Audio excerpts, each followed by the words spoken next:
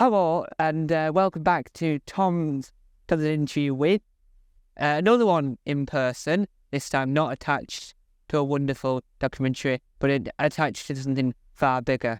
I am going to be interviewing one of the newest in the new line of presenters on the world's leading children's programme around the world, second to the Australian version of Play School. You can't let go without an interesting fact. And so I'm here with the wonderful Abby Cook. Hello. Thank you for inviting me along. And so we'll start roughly 4 weeks ago. I say roughly because I don't know whether or not it was 4 weeks ago. We'll find out. When did you find out about the new book badge? Oh, when did we find out? So I first found out about the book badge when they told us that the legendary Sir Quentin Blake would be designing the new book badge. So I got a sneak peek showing of his design that he sent in of the badge, and it was absolutely stunning, just in his style. That was, I think, a good couple months before, so it was definitely in the works for a little while, but obviously has kept under wraps until we have a big bonanza show. Yeah. And how long did you have to keep the core secret of this wonderful badge? A good couple months. There's a lot of secrecy sometimes in the job of when you get the job or something, you have to keep that under wraps for a while. If there's something new that's coming out, you got to keep that under wraps. So it's been a good couple months for that.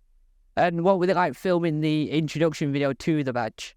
Oh, that was incredible. I absolutely loved it. So we work with a whole host of amazing assistant producers. And the one that we had for that is, full of drama, full of mystery. We got to go on multiple different locations for it to make it look completely magical. So if you've seen that VT, you kind of see that we go through different worlds just like you do with books. So incredible experience. And how do you reckon that the book badge will help young people get back into reading?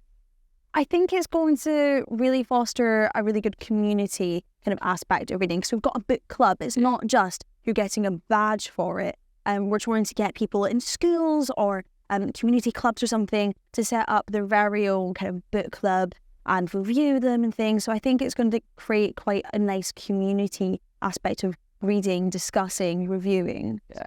And do you reckon this will bring up the level of the statistic, I'll say the word correctly at some point in life, of how many people actually young people read currently? Do you reckon it'll bring up the number? I think so. I think it also makes reading quite cool. I was a massive reader when I was in school, but it was seen as quite an uncool thing. I was out in the playground reading books about bugs or reading the newest Jacqueline Wilson book that had just come out while everyone else was playing. So I think that it's going to create kind of a cool vibe with it. We're going to show that books can be pretty awesome, reviewing books, having thoughts about them. And hopefully that leads on to their adult life as well.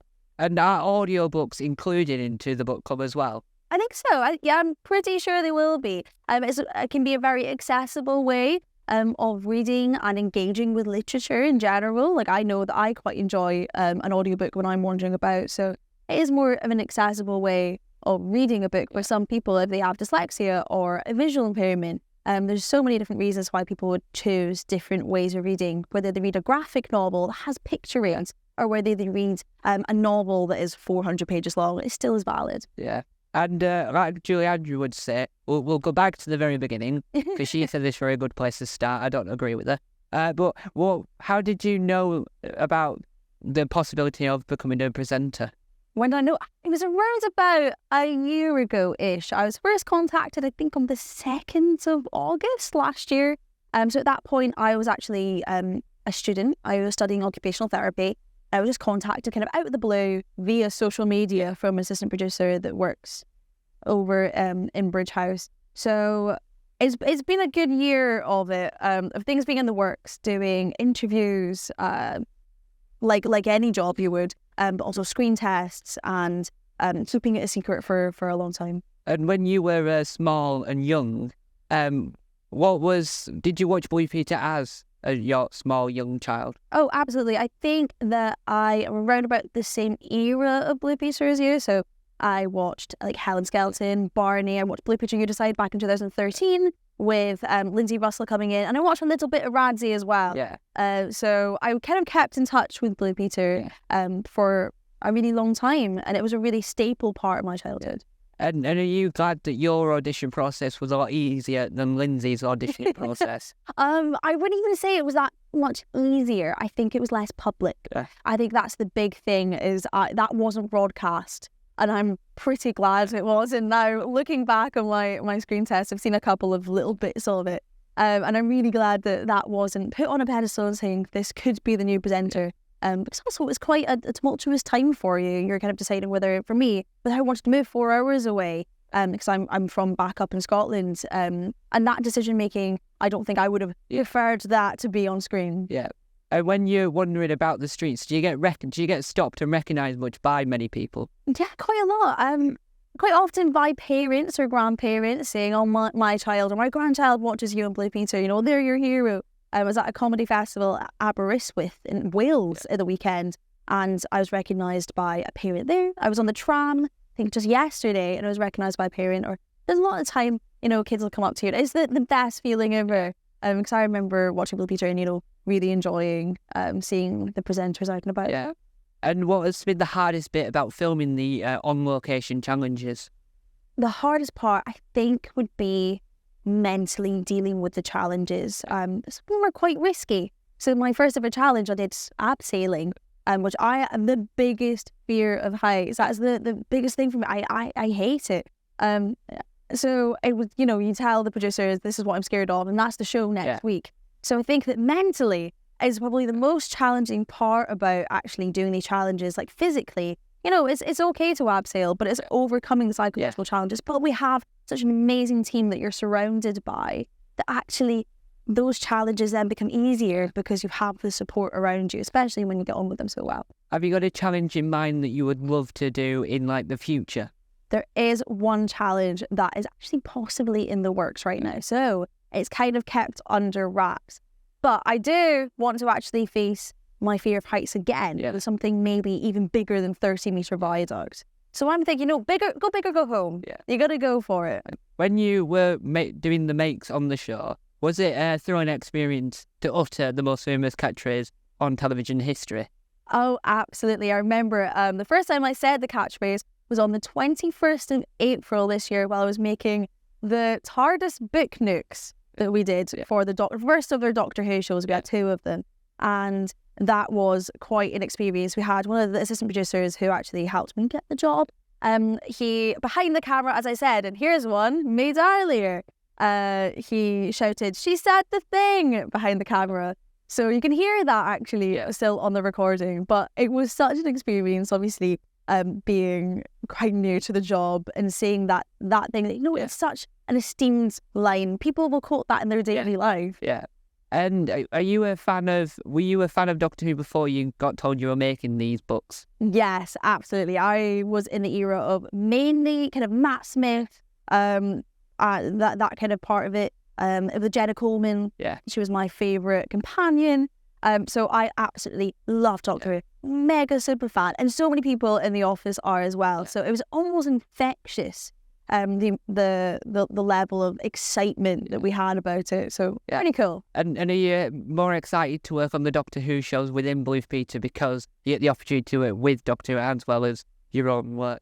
Yeah, there's a lot of opportunities to work with Doctor Who. They're quite a closed off kind of little group. And in and of itself, it's very obviously they have a lot of secrets that they have to like hold very close to them, because they don't want any leaks because it's such a massive institute. Yeah. So it's really, really cool that we get to do this collaboration. I mean, there's been a collaboration basically since 2005, yes. You know, built up by Richard Martin, who you've interviewed. So there's been such a connection between Blue Peter and Doctor Who that it just becomes almost natural that there's this interlinking connection with them, really, and to be able to do a competition and give the opportunities to young people that they wouldn't have had to go behind the scenes of Doctor Who. That's awesome. Yeah, and are you looking forward to the 60th anniversary? Because in the 50th anniversary, Blue Peter did a special, I think it was a day off. Are you excited to possibly do like a special edition of Blue Peter before the special airs? Oh, we absolutely will be doing a very special episode of Blue Peter for Doctor Who. I think that's going to be rolled into the competition that we ran earlier this year, where people drew fan art or something for Doctor Who and then got to go behind the scenes like the winner. So we have the Doctor Who badges, which I think is probably the most limited edition Blue Peter badge that has ever been created, because there's only 500 of them that are going out. So it's pretty cool that this November. Yes, this November that is going to be the 60 years of Doctor Who, and obviously this year is 65 years of Blue Peter. Yeah. So it was such a special year for both of the shows. Yeah. And are you intrigued to find out when the release date is? Because currently there's the rumours of a 14-hour cinema screening of all of David Tennant's era from start till finish. Wow, I'll be first in line to get a ticket for that. It's like you just sat in the same cinema for 14 hours. Wow, incredible. Yeah. Incredible. And so people assume that the specials will come out the week after, because obviously that would match up really well with both of them. And when you first started on your very first live day of Blue Peter, were you nervous before it went live, or were you nervous during the live? I think I didn't really realise that I was actually nervous the whole day, because I actually wasn't very well that day. So I had quite a stuffy nose. I had a bit of a cough, but I really wasn't very well. So I completely forgot that I was actually going live, and until about 10 minutes before, and then I had a bit of a freak out. But I was announced with pyrotechnics behind me, with so many lights, and I was told by the floor manager, "Don't move an inch because of health and safety. We don't want you to go on fire on your first show." And I think that was the most nerve-wracking part. Not the fact I was live on television, but the fact that if I wheeled back a little bit, I'd be in the fire line of some pyrotechnics. So I had some strict instructions not to move too much. And are you one of these people that like watching themselves back, or are you like most of the people, just run away and run to the hills? I run to the hills mostly, but I think it's really important to watch yourself back, because you're not having that experience. A lot of the time when I fluff a line on a live, I feel like I've completely ruined the show. I almost catastrophize, and I know that I have to get out of that habit sometimes. So I like to watch it back, actually get a bit of perspective. It allows you to zoom out. You can see yourself on the screen rather than in yourself watching all of the cameras around you or in that situation. And actually, a lot of the time, when I think I've fluffed a line and, created such a gap in transmission, that actually I watch it back and it's only a split second and no one else would have realised apart from me. I think that's really important. It allows you to get better. It allows you to see what you've done well, allows you to gain perspective, stops you catastrophizing about your own performance. Yeah. And I think that's only a way to grow, in that growth mindset of, okay, I've done it now, what can I do next time to make it better? Yeah. And do you think that since you started until like last week, you've improved massively, or do you reckon you're slowly improving? I'm slowly improving. This is my first ever television gig. So to go into an institution like Blue Peter that's been so old and so known for the presenters, I think that was pretty tough. So at the very start, a lot of my scripts, it was a lot more of my general reaction rather than learning a script, because that's a skill in itself.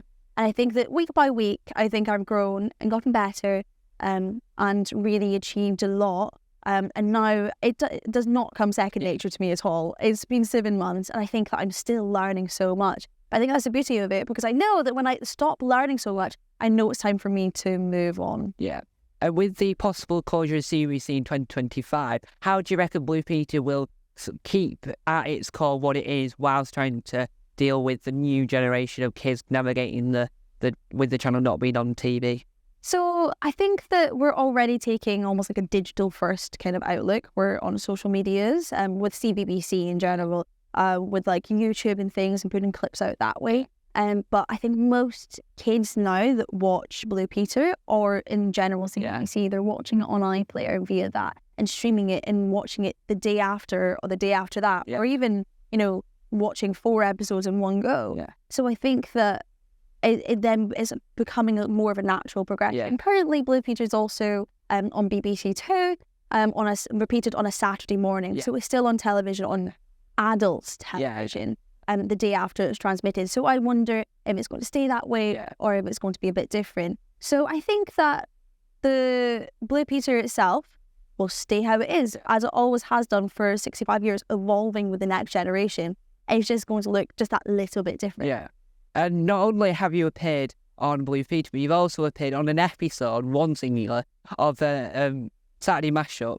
What was it like appearing on another live broadcast show, but this time on a Saturday rather than a Friday? Pretty cool, actually, because it is obviously filmed in Glasgow, and as someone Scottish, that was really nice, hearing everyone's accents, like, the kids' accents in the audience, everyone was Scottish, and it was really comforting to see. Actually, the episode that I did do wasn't live. Yeah. Unfortunately, it was pre-record because there were some cycling events going on in Glasgow. So that was actually on a Sunday. So I think it was actually took a slightly different perspective. Yeah. I took a different perspective from it than other people would have done on a live show. It's still so much fun though. I actually got to eat vegan haggis on the show. They had a little surprise for me. It still is bright and colourful as Blue Peter and very hectic. Yeah. But it's also a bit strange actually going onto a show where I'm not expected to present it. Yeah. And I'm taking a bit of a backseat and being the contributor for once. So it was definitely interesting. I'll do it again. Yeah. And do you reckon it was fun appearing on a modern iteration of like a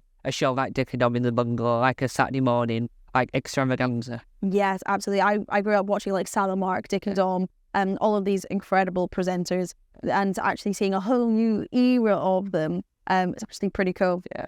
Have you got it, other than once you've like said, oh, I'm fed up with Blue Peter, I don't know when you ever could be, but what other shows would you like to like present? What other type of shows would you like to present next? Couldn't tell you. I have no idea. I think I'm really enjoying my time right now on Blue Peter, and I don't really like to look too far into the future. Obviously, I love TV, and I think it's really an awesome place to be. But also, I come from, up until January, I was a student, so this is a whole new life for me. I really enjoy living in Manchester. I love the buzz of Media City. I don't know where I will want to be, you know, in a few years' time, or who knows how long I'm going to spend on Blue Peter. Yeah. Hopefully forever. Yeah. do you reckon, because you don't know where you're going to be next, do you reckon you'll try and beat the record to be the longest running Blue Peter presenter? Oh, 12 years is a long time. So I'm 21 now, and I've been on for 7 months. So I think I might almost age out at that point. I think they put you through your paces with those challenges that I don't think that I could quite cope with it after 12 years. John Noakes can keep that record, please. And when you meet, do you have a place to meet other Blue Peter presenters? Do you meet others that are past or have like left like 2 years ago to get advice off them? Do you have anywhere do you have like a support group of Blue Peter presenters? Unfortunately, we do not have a support group. You know, once you're in the Blue Peter family, you're in it for life. Yeah. That's where you are. So I've talked to Radzi. Actually, before I even started the job, he called me up and gave me loads of advice on, you know, what to do. Yeah. He's such a lovely, lovely person. It is really nice because we all actually, even though that he presented it several years ago, we all actually still have the same problems or experiences with the program. Obviously, just the traveling, how much that can take out of you, or mentally coping with those challenges, physically coping with those challenges. So it's really nice to hear their perspective from it, just from even a couple of years ago. So I've talked to Lindsay as well. She's incredible. And I've talked to Janet Ellis via the radio. Yeah. And I, quote unquote, lost it, as they put it on the radio. I was like holding onto the table because she's so cool. Yeah. And what was it like? Because you appeared on a segment of the Must Watch podcast, Radio 5 Live Children's Extravaganza. What was it like being in the CBeebies house whilst also trying to continue excitement, whilst also being on live radio, not trying to say anything that you shouldn't be saying? Oh yeah, I mean that's a live broadcast though, right? Yeah. You kind of have to definitely edit yourself as you're going along. But it's so cool to be in the CBeebies house. I've never actually been before, and it's so bright. I mean, you've done your research with it. It's so bright, so colourful. It just makes you automatically happy. Everyone else is just so excited to be on radio, and it was just such a lovely time. And I was on with Moaxie as well, past co-presenter. And do you reckon that if the BBC wanted a Blue Peter podcast, do you reckon you would be a good fit to be the host of a Blue Peter behind the scenes podcast type thing? Oh my goodness, sign me up. I love the behind the scenes of Blue Peter. I call the office my second home. Yeah. I love talking about everything via Blue Peter. I've got all the books. I love reading all the annuals and everything. I would love to talk and do a really deep dive on like Blue Peter archive. Yeah. Well, Richard Marson, I'll demonstrate, man, they did a book. And you look at it on Amazon and it was like, it's that big. And then you get it. It was that big. The Blue Peter Diaries? I don't know. I can't remember what it was called, but you flop it and it makes a massive it's like it's bigger than my head, and the pages are you like reading like an old magazine. It's incredible. Some of those books, I believe. Do you reckon there'll be any more Blue Peter annuals, or do you reckon that that's a thing of yesteryear? I have no idea. I don't really know if many kids nowadays engage with a lot of annuals or whether it's mainly online content. So I don't know where a place of like an annual would be. I mean, I would love to take part in one and really help out with it. Yeah. I think it's just like such a cool thing to do. Yeah. I don't know. Maybe I'll end up publishing my own book about my experiences with Blue Peter in the future. And with the Blue Peter, there's a lot of challenges that keep on going. Like each presenter has had their share at certain challenges. Is there a certain challenge that you've seen other presenters do that you want to have a go at? Oh, I mean, there's one challenge I really don't want to do, and it's Lindsay's Zorb Ball Challenge, where she went over in the Irish scene then. That looks like possibly my worst nightmare. Cold, in a ball, not enjoyable. I don't know, like maybe John Noakes's like Nelson's Column, something like that. Something ridiculous that is such a spectacle. Yeah. And it, it will outlive you and everything else, like generations spanning. So something that probably looks a bit cool. Yeah, and the one that I wouldn't want to do is one where you've got the baton and you're on the aeroplane and you flip over and you have to pass it. Yeah. So you're worried about the camera dropping off, you're falling off, and you're worried that you're going to drop the baton on their head at the wrong moment. Absolutely. That was Lindsay and Radzi, right? Yeah. Scary stuff. I would not enjoy that. And is there a dream Blue Peter guest you want to meet on the show other than royalty? That's a really difficult question because we've met so many cool people. I guess people that we've given gold badges to, I would love to see them. I would love to meet Jacqueline Wilson. I know she's been on the show a bunch, but she was like my childhood hero when reading. I think I've read all of her books, so I would really enjoy meeting her. Well, she might end up coming back on if she ever decides to do anything else. Because she might have another TV project no one knows about in the works. It might be like Tracy Beaker as a grandmother.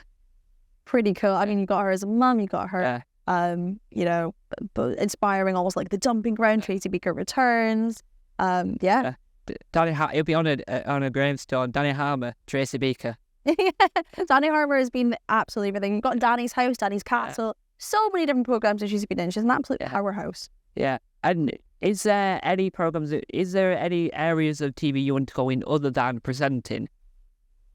I think that I've got a real interest now in different production styles of it.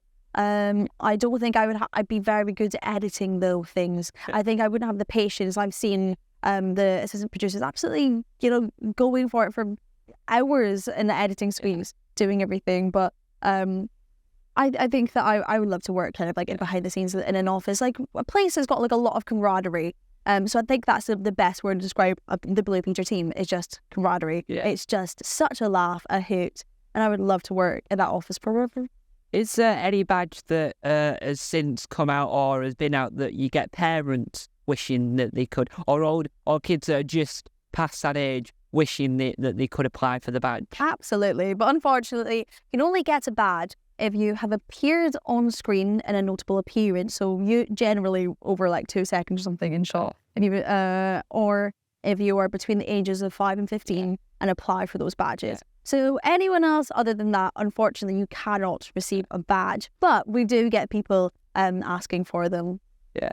And do you condone the use of getting a really rare badge and then selling it for more than it should actually be worth on eBay? No, right. I believe that the Blue Peter is all about the badges, and you should earn them in the ways that you were meant to earn them. I mean, even the presenters have to earn their badges. I have sailed down a viaduct to collect my very first badge. So I definitely believe that it should be the way that you earn them should be the right way. Yeah. Have integrity with it. Yeah. And people say that it's not great to work with children or animals. Is it a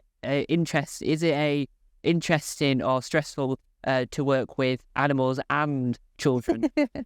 I think it keeps you on your toes. It definitely does. We have incredible people that really help out with that side of things as well. It can be loud, it can be messy, it can be smelly if you're picking up poo all the time from jaguars or something. It's definitely tricky, Yeah. but it's so much fun. I don't think that I could ever work somewhere that doesn't have children or animals, because children come up with the most amazing ideas. I mean, they shape the show. That's what makes the show keeping going for 65 years. But also they come out with the most outlandish things. Yeah. And the same with animals. They are the most loving. They are the softest. They bring so much to the show that I think it'd be so much fun to keep it going. Yeah, I didn't really know animals could speak. And because of Blue Peter being around for so long, and in the 70s the ITV tried to compete, do you reckon that Blue Peter has stayed edgy and anarchic and breaking the rules of what traditional children's TV should be? I think so. I think it has evolved a lot. Yeah. I mean, it's completely different even when I watched it back in around about 2013. Yeah. It's completely different to then. And I think that it has really, it's going to keep evolving as things go. And it really does show that it's gone for 65 years and hasn't stopped, like a lot of other children's shows. Yeah. So I think that really speaks to its success. And the 70th anniversary is following up very shortly. Do you reckon that there's a particular moment in the past that you would want to recreate? For instance, washing a gorilla in a bath. A bit of a terrifying one. I don't think I would like to undergo that challenge. No, thank you. I think I would prefer just to, bath Henry, the Blue Peter dog, in a bath. That would be I feel like the most adventurous that I would like to go to. No, I don't. I'm not quite sure. There's been so many moments in the past 65 years that we've been kind of even just talking about now, cleaning the face of Big Ben, or the time that Lulu the elephant defecated all over the studio. You had so many things. Yeah, and that's how I got my purple Blue Peter badge. I reviewed the infamous clip of the elephant pooing. Amazing. Congratulations on your purple badge. Because I thought that was the most hilarious thing I've ever seen until I saw elves yesterday walking around Media City. I was just randomly in class and looking out the window and just two elves wandering off. Sounds about right for Media City, yes. I think I've been dressed as Cat in the Hat going around Media City during a show day. Yeah. And so coming towards the end of this glorious and outstanding interview now, with Blue Peter coming out on Friday, is there anything you can say that's coming up on next week's episode of Blue Peter? Ooh, well, we have next week will be the 65th show, the 65th anniversary show. Yeah. Definitely not the 65th show in 65 years. The 65th anniversary show, and I think we're gonna have some special guests, some older presenters coming back, maybe remaking some of the challenges that they did when they were on Blue Peter. I think we've got some challenges also thrown into it, a little bit of going behind the scenes of Blue Peter. So I think we've got some pretty cool shows coming up. Yeah. And for people that are watching this in their own personal homes, where can they find you? Not your home address, but online, where can they find you to keep up to date with your stuff? I think the best place to find me, I am on Instagram with Abby_CookX. And that's ABBY. Gotta get the right spelling of Abby. It's the only way. Well, thank you for letting me interview you. Thank you very much. And thank you for watching.